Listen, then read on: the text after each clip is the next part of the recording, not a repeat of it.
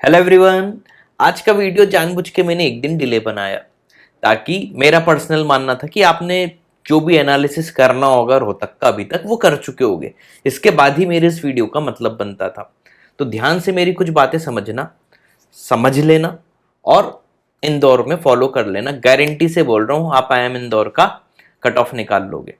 ठीक है, बस चीजें आपको ध्यान से समझनी पड़ेंगी। देखो, कैलिबर हम सब में होता है। ठीक है, कैलिबर हम सब में होता है, बस उसका सही समय पे सही इस्तेमाल अगर नहीं किया जाए तो वो फिर किसी काम का नहीं होता।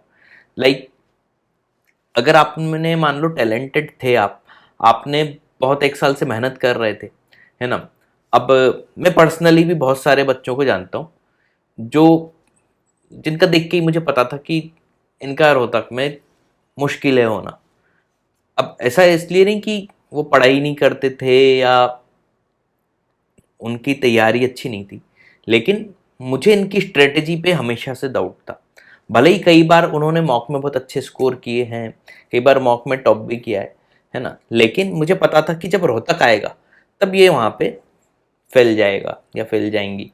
ठीक है, तो वो चीज़ें मैं बार बार समझाने की कोशिश करता हूँ। इवन आप मेरे पिछले कुछ वीडियोस भी ध्यान से सुनोगे तो उसमें भी मेन चीज़ यही थी। ठीक है, अभी भी वक्त है, अगर आप मेरी कुछ बातें समझ जाओ, है ना, तो आप IIM इंदौर का रिटर्न एग्जाम यू निकाल लोगे। यू कट ऑफ बहुत बच्चों वाली चीज़ है, कोई मुश्किल है ही नहीं कट ऑफ निकालना। ठीक है, अब समझना मैं बार बार कहना क्या चाहता हूँ। ठीक है, और हर बार देखो मैं तो टॉप कर ही रहा हूँ ना, ये चीज़ देखो ना। मतलब मुझे पता है पेपर कैसे दिया जाए। मैं कभी भी ये नहीं बोलता कि मैं बहुत ज़्यादा इंटेलिजेंट हूँ। हो सकता है कि जिसके मेरे से कम परसेंटाइल आते होंगे कैट या जैट में, हो सकता है वो मुझसे ज़्यादा इंटेलिजेंट हो, लेकिन मुझे पेपर देना आता है और मैं हर बार पिछले कुछ वीडियो से ये चीज़ सिखाने की कोशिश कर रहा हूँ, है ना। तो आज मेरी बातें बहुत ध्यान से समझ लो। देखो, मेरे को दिल से बहुत दुख होता है जब कोई डिजर्विंग कैंडिडेट एग्जाम क्रैक नहीं कर पाता और उसने साल भर जी तोड़ मेहनत की होती है। इवन आप में से भी कई लोग ऐसे होंगे जिन्होंने साल भर खूब दिन रात एक कर दिया होगा, लेकिन कुछ चीज़ें मिस आउट हो जाती हैं, कुछ चीज़ें हम कर नहीं पाते और हमारा एग्जाम क्रैक नहीं होता।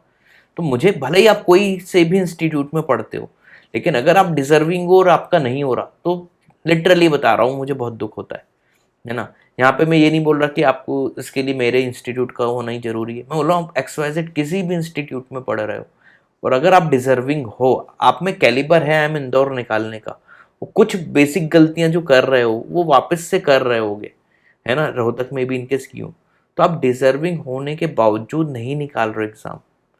ठीक, तो कुछ बातें मेरी प्लीज ध्यान से समझना और वो फॉलो करना परसों। ठीक है, चलो शुरू करते हैं। और हाँ, देखो, मुझे मोटिवेशन मिलता है जब आप लोग मेरे चैनल को सब्सक्राइब कर देते हो। तो देखो, 70% ऐसे व्यूअर्स हैं जो वीडियो तो देखते हैं लेकिन सब्सक्राइब नहीं करते। तो प्लीज़, है ना, मेरे लिए इतना तो कर ही सकते हो। ठीक है, तो अभी तुरंत सब्सक्राइब कर देना। ठीक है, अब ध्यान से समझो। पहली चीज़, है ना, मैं पॉइंट वाइज पॉइंट समझाऊंगा। पहली चीज़, मैंने हमेशा कहा था कि एंड मोमेंट पे ज़्यादा पढ़ाई नहीं करनी चाहिए। रोहतक का तो आप एग्जाम दे चुके हो, पूरा एग्जाम्पल आज मैं जितने बताऊंगा एक एक पॉइंट 100% सटीक है। तो ध्यान से समझना। मैंने हमेशा से कहा था कि आखिरी के कुछ दिनों में हमें पढ़ाई नहीं करनी चाहिए, है ना, नया नहीं पढ़ना चाहिए बेसिकली, है ना। अच्छा, रोहतक तो अब आप सबने दे ही लिया। अब खुद बताओ, लास्ट 2 to 3 डेज में आपने जो भी पढ़ा होगा, है ना, लास्ट 2 to 3 डेज में आपने जो भी पढ़ा होगा, क्या उससे रिलेटेड कुछ भी आया? कमेंट सेक्शन में सबके आंसर देना। अब ये मत बोलना कि सर हाँ हमने कुछ फॉर्मूले पढ़े थे, डायरेक्ट फॉर्मूला बेस्ड क्वेश्चन आ गए थे। तो भाई वो फॉर्मूले जो आपने पढ़े थे वो तो साल भर से पढ़ते हुए आ रहे हो। मैं ये कहना चाह रहा था, आपने क्या ऐसा कुछ नया पढ़ लिया था जो रोहतक में आ गया हो? ठीक है, तो बहुत रेयर चांस होंगे और रोहतक में इनके आ भी गया हो, इंदौर में तो नहीं आने वाला। और इवन मैं तो बोल रहा हूँ, मेरी जितने ही बच्चों से बात हुई, है ना, वो सब आपका पिछला 1 साल का नॉलेज या 1.5 साल से जो भी मेहनत कर रहे हो, 3 4 8 महीने से, वही काम आएगी। तो आखिरी के 2 3 दिन में अननेसेसरी न्यू न्यू क्वेश्चंस नहीं करने चाहिए। मैं बार बार बोल बोल के थक गया, लेकिन इवन मेरा ये वीडियो सुनने के बाद भी हो सकता है कि कल आप फिर से कुछ नए क्वेश्चंस ट्राई कर रहे हो। तो कोई सेंस नहीं है। आपने पिछले 3 4 महीने 1 साल में जो मेहनत की है वो मेन चीज है। तो आखिरी के 2-3 दिन में क्या करना है अभी भी जो इंदौर का है वो भी मैं बताऊंगा। ध्यान से एक चीज समझ लो, नया नहीं पढ़ना है, जो नया पढ़ना था वो पहले पढ़ चुके होते। तो प्लीज मेरी इस बात को मानो, नया नहीं पढ़ना है, ठीक है। बल्कि मैं तो ऐसा एक लोटा टीचर होऊंगा जो आखिरी के मोमेंट पे बोलता है कि ज्यादा नहीं पढ़ना है, क्योंकि और अच्छा मेरे प्रीवियस वीडियोस देखना आज से 3-4-5-6 महीने, उसमें मैं बोलता हूँ कि खूब पढ़ाई करो।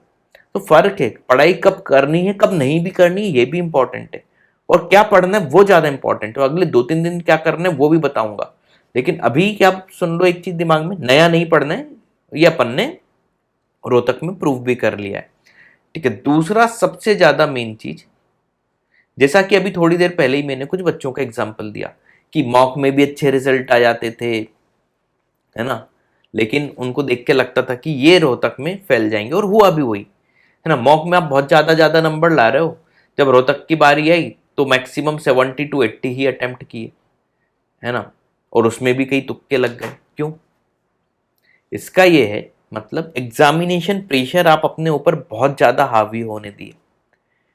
एग्जाम को बहुत बड़ा टास्क मत बनाओ, ऐसा समझो कि आई एम इंदौर ही तो है, रोहतक ही तो है, ये कोई इतने बड़े एग्जाम नहीं है, मेरा फ्यूचर डिसाइड नहीं कर सकते, है ना। अब वो यूट्यूब के कुछ जोक्स मत दिखा देना शॉर्ट्स के, है ना, कि बाद में वो बोलता है कि कोई कागज का एक पन्ना मेरा फ्यूचर डिसाइड नहीं कर सकता, है ना, फिर उसके बाद वो खुद ही ड्राइवर बन के निकल आता है, ठीक है। लेकिन 1-2 दिन पहले अननेसेसरी लोड लेने का कोई मतलब नहीं। अपने ऊपर ये भरोसा रखो कि पिछले 3-4 महीने 1 साल में जो मेहनत की है वो मेहनत का हमें अच्छा सा रिजल्ट देना है, हमें हमारा 100% देना है, ठीक है। और एग्जाम को ज्यादा बड़ा मत बनाओ, इतना बड़ा किसी भी चीज को, इवन देखो रियल लाइफ एग्जांपल है, किसी भी चीज को अपने ऊपर इतना हावी मत होने दियो कि वो आपके ऊपर एकदम कंट्रोल करने लगे, इतना लोड नहीं लेते, ठीक है।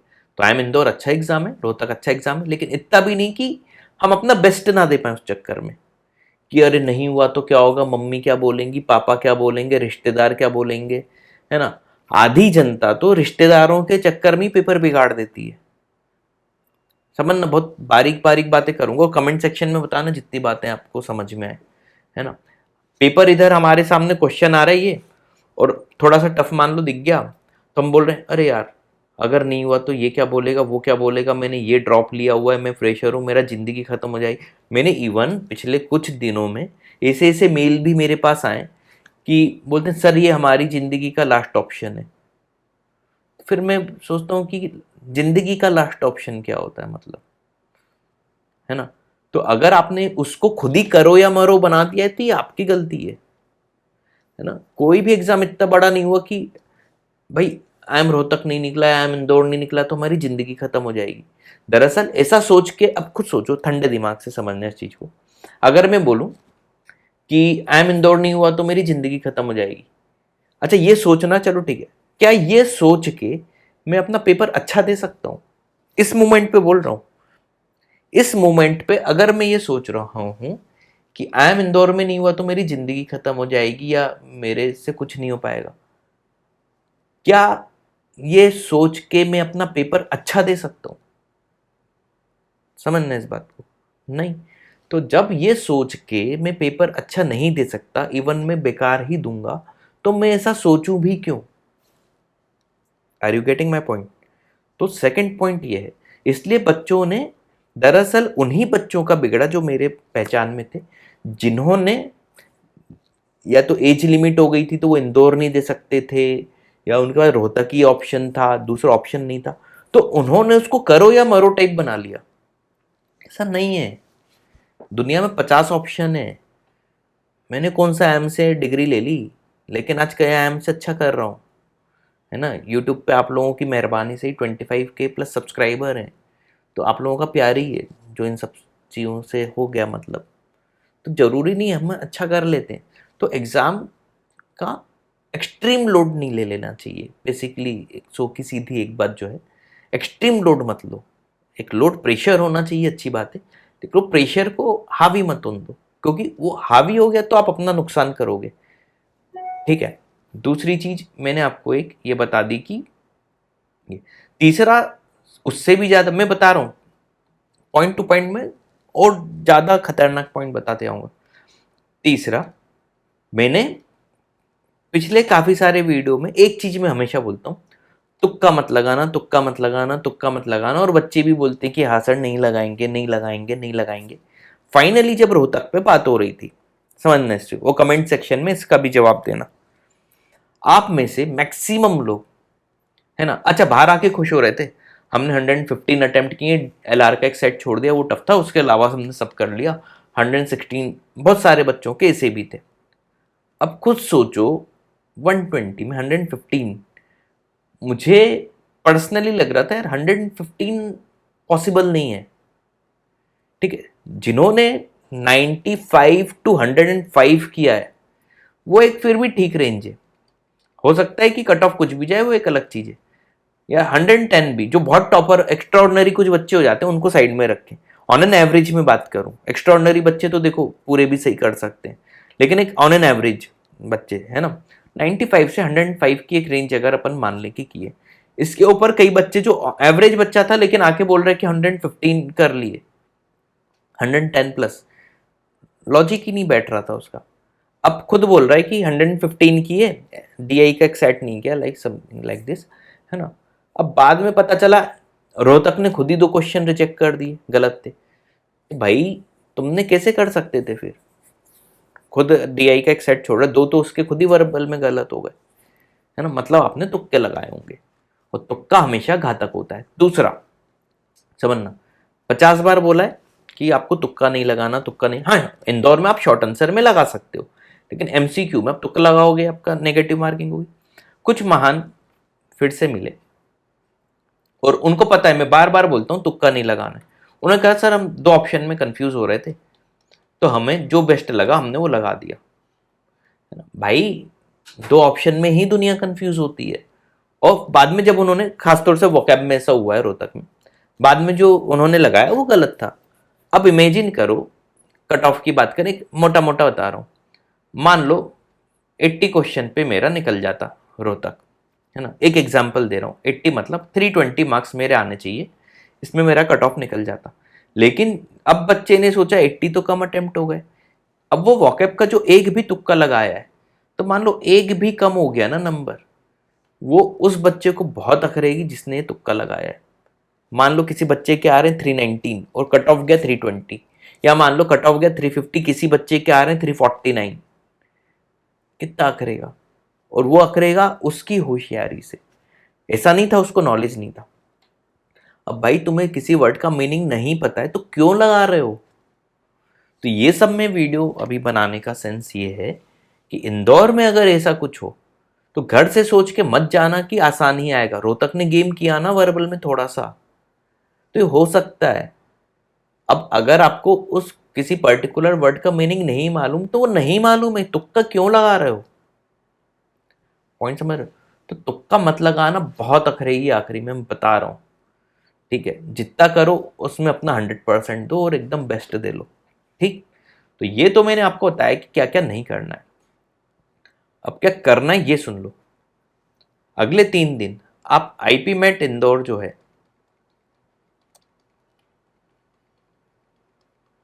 ठीक है, इसमें आप सिर्फ PYQ करो, है ना, 2019 से चालू करना और 2023 तक के कर लो, प्लस सिर्फ और सिर्फ रिवीजन करो। अच्छा, रिवीजन भी क्या करो ये भी बता देता हूँ। रिवीजन में अननेसेसरी क्वेश्चन सॉल्व मत करो, जो आपको प्रैक्टिस करनी थी आप कर चुके हो। रिवीजन में सिर्फ रिवीजन करो थ्योरी का, एक एक फॉर्मूला रटा होना चाहिए, फॉर्मूले रटो बैठ के। प्लस आपने जो भी इतने दिनों में पढ़ाई की उसमें कई शॉर्टकट फॉर्मूले निकाले होंगे, कई कुछ ट्रिकी क्वेश्चंस होंगे कि आपको लगता होगा यार ऐसा हो गया तो ऐसा करना है, उस टाइप के क्वेश्चंस का रिवीजन करो। पॉइंट समझ रहे हो?